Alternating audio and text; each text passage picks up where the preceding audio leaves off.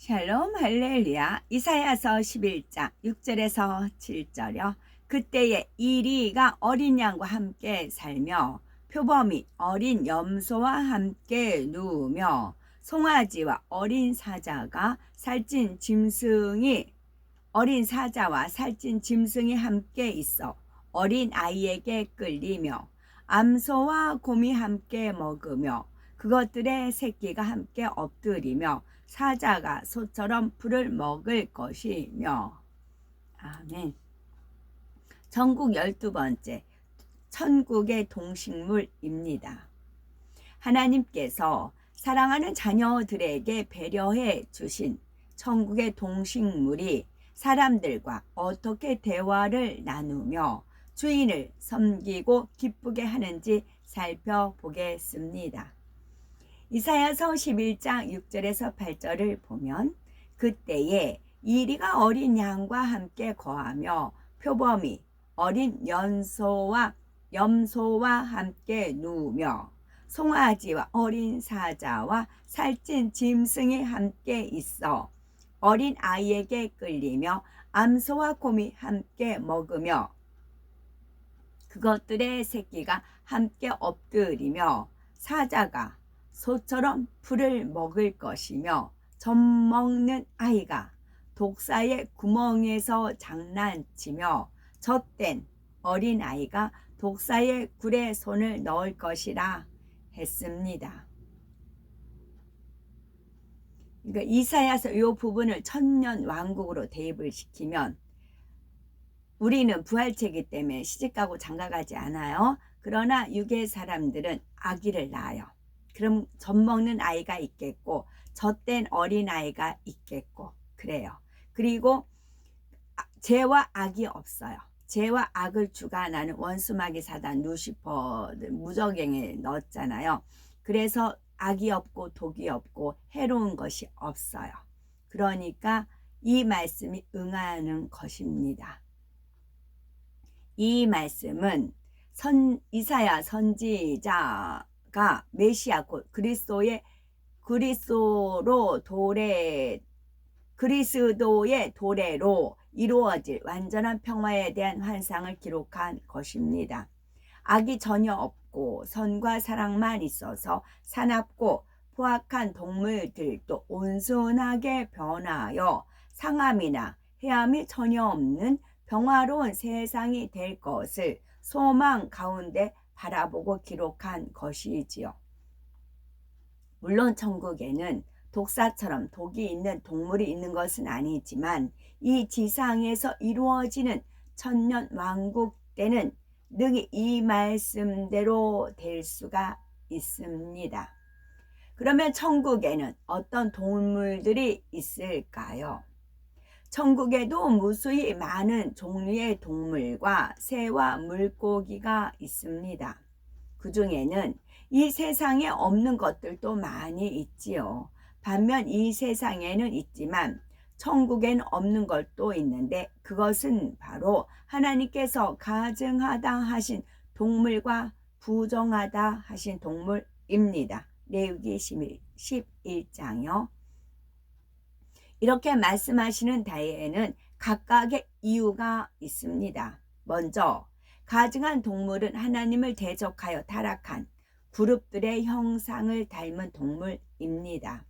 요한계시록 12장 9절에 용과 그의 사자들이 나오는데 이들은 루시퍼가 하나님을 대적할 때 함께 반란을 도모했던 무리입니다. 용의 사자들이란 용의 수하에 있던 그룹들 중에 일부로서 천사가 하나님의 형상을 입은 것과는 달리 그룹은 동물의 형상을 입은 영적인 존재입니다. 용의 사자들도 원래는 각종 아름다운 형상을 입은 그룹이었으나 하나님을 대적하고 타락한 후에는 흉측한 짐승의 모습으로 변했습니다. 다음으로 부정한 동물은 원래 지음받을 당시의 토질에 나쁜 속성이 담겨있던 일부 동물입니다. 어떤 동물은 간사한 성질이, 어떤 동물은 포악한 성질이, 어떤 동물은 탐욕스러운 성질이 있지요. 성경에는 약대, 낙타, 토끼, 돼지, 쥐, 족제비, 도마뱀 종류들을 언급하였지요. 천국에는 이처럼 부정한 동물과 가증한 동물은 없습니다. 천국의 동물은 이 땅의 것보다 크기가 약간 더 커서 우람하다는 느낌이 들며 성질도 대체로 온유하고 순종적입니다. 짐승의 털과 새의 깃털에서는 영롱한 빛을 발하며 은은한 향내가 나지요. 천국의 동물들은 하나님의 자녀들을 보면은 너무나 반가워하며 좋아합니다. 특히 새 예루살렘에서는 개인 소유의 동물, 곧 애완동물이 주어집니다. 동물원을 통째로 상급으로 받는 경우도 있지만 특별히 좋아한 동물이 있다면 그것을 집에서 키울 수가 있지요. 집에서 키우는 새 예루살렘의 동물들은 주인의 말을 잘 따르며 주인의 마음을 헤아려서 온전히 맞춰주려고 합니다. 또 어떻게 하면 주인에게 귀여움을 받을까 알아서 재롱을 부리며 주인을 기쁘게 하지요. 그렇다고 천국의 동물들이 혼이 있어서 생각하고 판단하여서 움직이는 것은 아닙니다. 영의 공간 속에서 그들의 사명을 감당할 뿐이지요. 그리고 사람처럼 말을 하는 것은 아닙니다. 마치 천사들이 영물 자체로 만들어져서 하나님의 명령에 따라 움직이듯이 동물들도 천국에 있는 영적인 존재로서 그들의 사명에 의해서 존재하고 움직일 뿐입니다. 천국에도 이 땅에서처럼 무수히 많은 종류의 식물이 있습니다. 생명수 강가의 생명나무뿐만 아니라 각종 과일, 나무와 꽃나무 등 무수한 종류의 식물이 있지요. 식물의 구조와 뿌리와 줄기와 잎으로 나뉘며 꽃이 피고 열매가 맺히기도 합니다. 이 땅의 식물은 뿌리로 물과 양분을 흡수하고 잎으로는 광합성을 하여서 자라고 꽃을 피우며 열매를 맺습니다.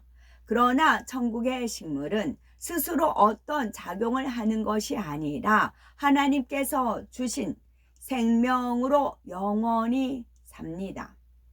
그러면 천국의 식물에는 굳이 뿌리가 없어도 될 것 같은데 왜 뿌리를 만들어 주셨을까요?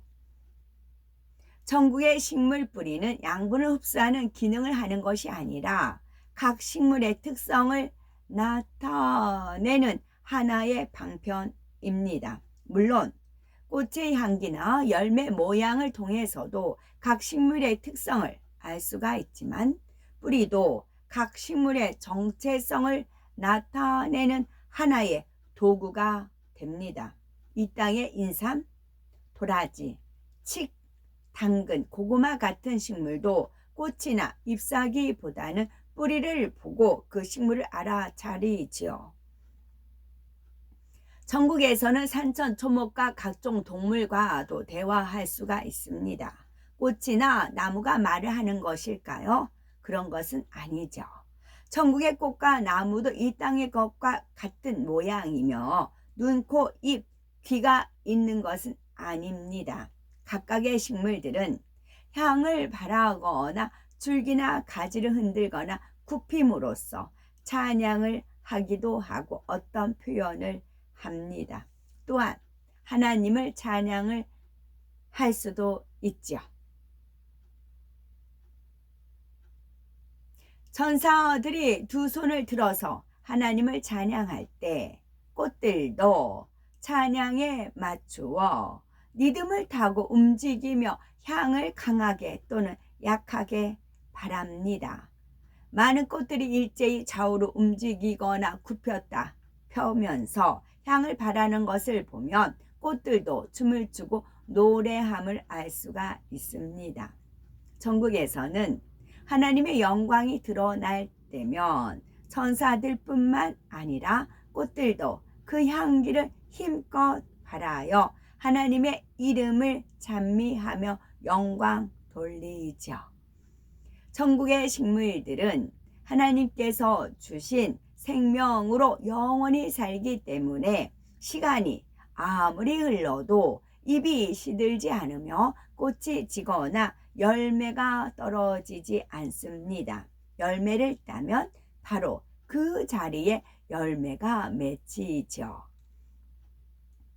꽃도 마찬가지입니다. 꽃을 한 송이 꺾으면 그 자리에서 바로 꽃이 핍니다. 꺾인 꽃은 시들지 않고 싱싱하고요. 이 땅의 꽃은 뿌리를 떠나며 그 순간부터 시들기 시작하지만 천국의 식물은 그렇지 않습니다. 주인이 계속 두고 싶으면 둘 수가 있고 정리하고 싶은 마음이 가지면 꺾인 꽃을 분해되어서 깨끗이 사라집니다. 천국은 온전한 공의와 사랑 가운데 운영되기에 자기 소유의 꽃이 아니면 함부로 꺾을 수가 없고 꺾으려고 하지도 않습니다.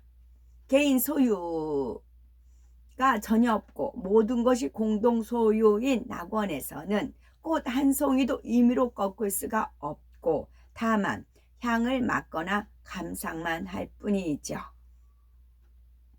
반면 새 예루살렘에서는 식물들도 그 주인의 마음에 맞추어서 주인을 기쁘게 합니다. 주인의 마음에 원하는 대로 식물들이 향을 바라거나 아름다운 장면을 연출하지요. 주인이 꽃을 향해서 다가가면 꽃봉오리를 오므렸다가 순간 활짝 피면서 향기를 발산하여 주인을 환영하며 반가이 맞이합니다. 마치 주인님 어서 오세요. 제게 다가와 주셔서 너무 기뻐요 라고 말하듯이 말입니다. 또 주인이 마음에서 꽃잎이 바람에 휘날리는 장면을 보고 싶어 한다면 꽃나무들은 꽃잎을 날려서 주인을 기쁘게 해주지요. 이 땅에서도 벚꽃이 바람에 날리면 마치 눈이 오는 것 같기도 하고 너무나 아름답죠. 하지만 떨어진 꽃은 이내 색깔이 변하고 그 꽃이 떨어져 나간 부분도 보기 싫어집니다. 저걸 어떻게 쓸어? 그런 생각이 들지요. 저걸 언제 다 쓸어? 그런 염려가 되지요. 이 땅에서는 천국은 아니라는 거죠. 이와 달리 천국에서는 꽃잎이 떨어진 부분에서 바로 재생되고 떨어진 꽃잎도 향이나 색깔이 변하지 않습니다. 그래서 주인이 떨어진 꽃잎을 그대로 두고 싶으며 언제까지나 그대로 둘 수가 있지요. 마치 보석들이 썩지 않고 각각의 독특한 빛을 내며 그 빛으로 인해서 더욱 보석의 가치가 나는 것처럼 뿌리를 떠난 꽃도 변하거나 썩지 않으며 그 자체의 빛깔과 형태를 유지할 수가 있습니다.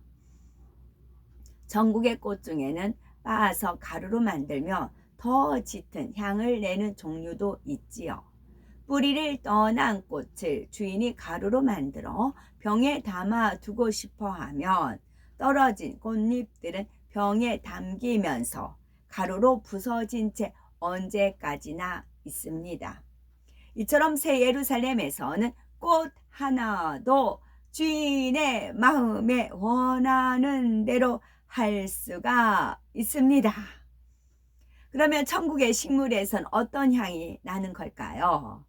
이 땅의 식물들도 꽃마다 독특한 향이 있고 나무들도 독특한 향을 냅니다. 소나무는 소나무대로, 향나무는 향나무대로 향이 있지요. 이처럼 천국의 식물도 꽃뿐만이 아니라 나무들에게도 독특한 향이 있습니다. 상큼한 향, 달콤한 향, 고상하면서도 은은한 향 등 맡으면 좋은 느낌을 주는 향을 내는 것들이 있지요. 우리 그 피존 살 때 샤프란 피존에면 향이 다 골고루 있죠. 그와 같이 나무들도 향이 있는 거고요. 또한 아무리 향을 발산한다 해도 그 향이 떨어지지 않으며 향의 농도도 조절이 되어서 때에 따라서 진하게 멀리까지 발산하기도 하며 연하게 은은한 향만을 내기도 합니다. 주님께서 이러한 부분까지도 만드시고 꽃향기를 맡았을 때 한 번 향을 맡은 것만으로도 전신의 생기가 돌고 온몸이 더 충만해지는 것입니다. 천국의 식물은 각각의 처소마다 나오는 향과 담긴 의미가 다릅니다. 예를 들어서 낙원의 장미는 그냥 여러 꽃 중에 하나일 뿐이지만 새 예루살렘에서 어떤 집의 장미는 단순히 여러 꽃 중에 하나가 아니라 장미꽃의 향에 집주인의 마음이 담기게 되지요.